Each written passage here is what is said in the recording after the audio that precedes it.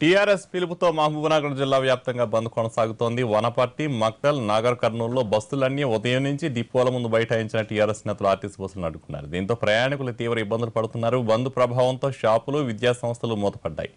పాలమూరు ఎత్తిపోతల పథకాన్ని అడ్డుకునేందుకు చంద్రబాబు ప్రయత్నిస్తున్నారని టీఆర్ఎస్ నేతలు మండిపడ్డారు.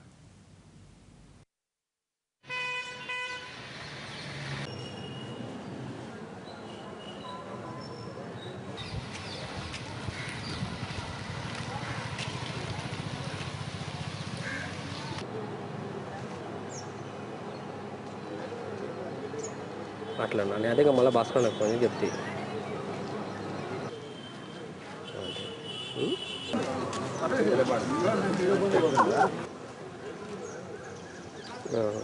ఫస్ట్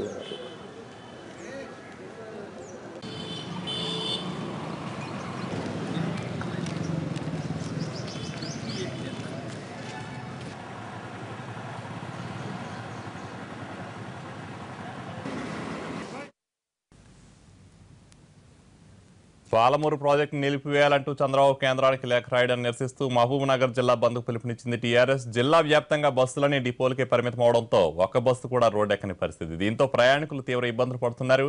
మహబూబ్నగర్ జిల్లా బంద్పై మరింత సమాచారం మా ప్రతినిధి రమేష్ అందిస్తారు. పాలమూరు ఎత్తిపోతల పథకాన్ని నిలిపివేయాలని చంద్రబాబు కేంద్రాన్ని లేఖ రాయడానికి నిరసిస్తూ అధికార టీఆర్ఎస్ పార్టీ ఈరోజు మహబూబ్నగర్ జిల్లా బంద్కు పిలుపునిచ్చింది. వ్యాపార, వాణిజ్య, విద్యా సంస్థలతో పాటు సిపిఐ, సిపిఎం పార్టీలు కూడా బంద్కు సంపూర్ణ మద్దతు తెలిపినాయి. జిల్లా వ్యాప్తంగా 9 ఆర్టీసీ డిపోల్లో 900కు పైగా ఆర్టీసీ బస్సులు ఏకైకంగా నిలిచిపోయాయి. ఆ ఆర్టీసీ డిపోల ముందు ఎమ్మెల్యేలు బైఠాయించి నిరసన వ్యక్తం చేస్తున్నారు. అయితే మనతో పాటు ఎమ్మెల్యే శ్రీనివాస్ గౌడ్ గారు ఉన్నారు. వారిని అడిగి అసలు బంద్ ఎందుకు చేస్తున్నారని కారణం తీసుకున్నాం. సార్ చెప్పండి, ఎందుకు బంద్ నిర్వహిస్తారు? ఇంకా మా జిల్లా బాగుపడాలని చెప్పి పాలమూరు ఎత్తిపోతల పథకాన్ని 30,000 కోట్లు కేటాయించి మా ముఖ్యమంత్రి గారు మొన్న పైలాలను కూడా ఆవిష్కరించిపోతే, మరి ఒకప్పుడు దత్తత తీసుకున్నా అని చెప్పినటువంటి చంద్రబాబు నాయుడు జిల్లాను ఆంధ్రప్రదేశ్ ప్రభుత్వంలోనే ఈ ప్రాజెక్టుకు జియో ఇష్యూ అయిపోయి సర్వే కంప్లీట్ చేయడానికి 7 కోట్ల రూపాయలు విడుదలై ఇన్ కంటిన్యూయేషన్లో ఈరోజు పనులు జరుగుతూ ఉంటే దాన్ని అడ్డుకోవాలని చెప్పి చంద్రబాబు ప్రయత్నం చేయడం అనేది చాలా దుర్మార్గం. మరి ఈయన నమ్మే పరిస్థితి లేదు. కేంద్రం లేఖ రాసినంటే ఏమేమి చేస్తున్నాడో, మరి ప్రజలు కూడా కామ్గా ఉంటే ఆయన లేఖకు మద్దతు తెలిపినట్లయితుందని చెప్పి మా ఉద్యమకారులందరూ నిన్న మాట్లాడినందుకు ఈరోజు బంద్ పిలిపిస్తున్నాం.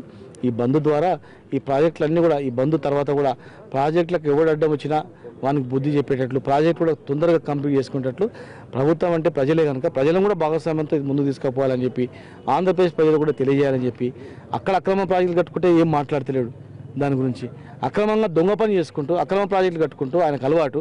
మేము సక్రమైన ప్రాజెక్టు కూడా అక్రమం అని చెప్పి ఆయన వివరిస్తుండని చెప్పి ఆంధ్రప్రదేశ్ ప్రజలు కూడా తెలియజేసేటట్లు ఇది ప్రజల మధ్యలో చిచ్చు పెట్టడానికి ప్రయత్నం చేస్తుండు. ఈ ఉండదగిన వ్యక్తి కాదు ఈయన. ఈ చీడ పురుగు ప్రజలను కూడా మంచిగా ఉండనిస్తాడు. రాష్ట్రం వచ్చిన తర్వాత కూడా 2 రాష్ట్రాలను కూడా మంచిగా ఉండనియకుండా లేనిపోని చిచ్చు పెడుతున్నాడు. ఆంధ్రప్రదేశ్లో కూడా మచ్చ వచ్చేటట్లు, అక్కడ కూడా ఆ ప్రజలకు చెడ్డ పేరు వచ్చేటట్టు కూడా వివరిస్తున్నాడు ఈయన అనే చెప్పడానికి, నిజానిజాలన్నీ బయట పెట్టడానికే ఈరోజు మేము అందరం చేస్తూ ఉన్నాం. చంద్రబాబు వచ్చినా, చంద్రబాబుకు బాబు వచ్చినా కూడా ఈ ప్రాజెక్టు ఆగే ప్రసక్తే లేదు. ఎవరికి శక్తి లేదు, ఆపేయడం శక్తి ఎవరికి లేదు. తెలంగాణ ఉద్యమాన్ని సాధించుకునేటువంటి ప్రజలు వీళ్ళు. ఈరోజు ఉద్యమానికి నాయకత్వం వహించినటువంటి వ్యక్తి ముఖ్యమంత్రి ఉన్నాడు. ఆయన మా కష్టాలు తీర్చడానికి ముందుకు వస్తుంటే ఆయనకి ఇబ్బంది పెట్టడానికి ప్రయత్నం చేసినా, ప్రభుత్వానికి ఇబ్బంది పెట్టడానికి ప్రయత్నం చేసినా, మా జిల్లాకు నష్టం చేయడానికి ప్రయత్నం చేసినా ఎవరిని కూడా ఊరుకోం. ఈ జిల్లాకు పరిమితంగా మేము ఇక కామ్గా లేకపోతే మేము కూడా ఏం చేయాలో ఆయన ఎక్కడ ఉంటే అక్కడ పోతాం. ఆయన ఎక్కడ ఎవరు మద్దతు ఇస్తారో వాళ్ళ దగ్గర పోతాం. ఇదేం పద్ధతి అని చెప్పి ఆయనకు ఇంత కూడా ఇజ్జత్ లేకుండా చేస్తాం.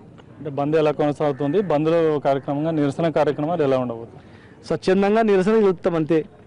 కామ్గా ఎవరంతా వాళ్ళు మా ఆర్టీసీ కండక్టర్లు వచ్చిర్రు, డ్రైవర్లు వచ్చిర్రు, మా టీఎంఈ నాయకులు వచ్చిర్రు, మిగతా సంఘాల నాయకులు వచ్చిర్రు, ఆర్టీసీలో ఉంటే అన్ని సంఘాలలో వచ్చారు. ఇక్కడ వచ్చి స్వచ్ఛందంగా మేము బంద్లో పాల్గొంటామని చెప్పి వాళ్ళే వచ్చారు. వాళ్ళే లోపల పిలుచుకొస్తారు దాన్ని పోదాం అని చెప్పి. స్వచ్ఛందంగా ఉంటుంది బంద్. ఇది ఎవరి గురించి? ప్రభుత్వం గురించా? ప్రభుత్వం వద్దనుకుంటే 30,000 కూడా మిగిలిపోతాయి వాళ్ళకు. ప్రజల గురించి ఇది మద్దతు. మేము చేసేది కూడా ప్రజల పోరాటం. తెలంగాణ తెచ్చుకున్నది ఏంది? ఈ జిల్లాను డెవలప్ చేసుకోవడానికి జిల్లా ప్రజలు కోరుకున్నారు. కానీ తెలంగాణ తెచ్చుకొని ఈ ప్రాజెక్టులు లేకుండా నీళ్ళు తీసుకుపోతుంటే చూసుకుంటా తెలంగాణకు నష్టం చేసుకుంటా కూర్చోవాలని కాదు కదా ఎవరు కూడా. జిల్లాలో కూడా చాలామంది తెలంగాణ గురించి చనిపోయినటువంటి వాళ్ళు ఉన్నారు, అన్ని రకాలుగా నష్టపోయినటువంటి వాళ్ళు ఉన్నారు. మరి ఇప్పుడు లాభమయ్యే మూమెంట్లో కూడా ఇంకా నష్టం చేస్తాం, రాష్ట్రం వచ్చినా కూడా నష్టం చేస్తాం, ఆంధ్రప్రదేశ్ ఉన్నప్పుడు నష్టం చేసినాం, ఇప్పుడు కూడా నష్టం చేస్తామంటే మేము ఉట్టిగా చేతులు కప్పుకొని కూర్చోడానికి మేము లేము. దానికి ధీటైన సమాధానం చెప్పడానికి మేము ఈ కార్యక్రమం చేస్తున్నాం. అంటే ఈ బంద్ ద్వారా ఎలాంటి మెసేజ్ ఇవ్వదు? తెలంగాణలో పాలమూరు జిల్లా ప్రజలు అప్రమత్తంగా ఉన్నారు. పాలమూరు జిల్లా జోలికి వస్తే మన చెంప పళ్ళు పడిపోతుంది, మొత్తం ఇజ్జత్ లేకుండా అయిపోతుంది. ఈ ప్రాజెక్టు జోలికి వస్తే తెలంగాణ కాదు ఆంధ్రప్రదేశ్లో ఉన్న ప్రజలు కూడా చీ కొడతారు. ఇదేం బుద్ధి అయ్యా నీకు, దత్తత తీసుకున్నావు అప్పుడు ఈ జిల్లాను, దత్తత తీసుకొని నువ్వు చేయలేకపోయినావు, ఇంకోటి చేస్తుంటే ఇదేం పద్ధతి, నువ్వు మన రాష్ట్రం డెవలప్ చేయమంటే గాడపోయి పుల్లలు పెడుతున్నావు అని చెప్పి ఆ ప్రజలు కూడా ఈ మూతి మీద దండడానికి ఈ కార్యక్రమం.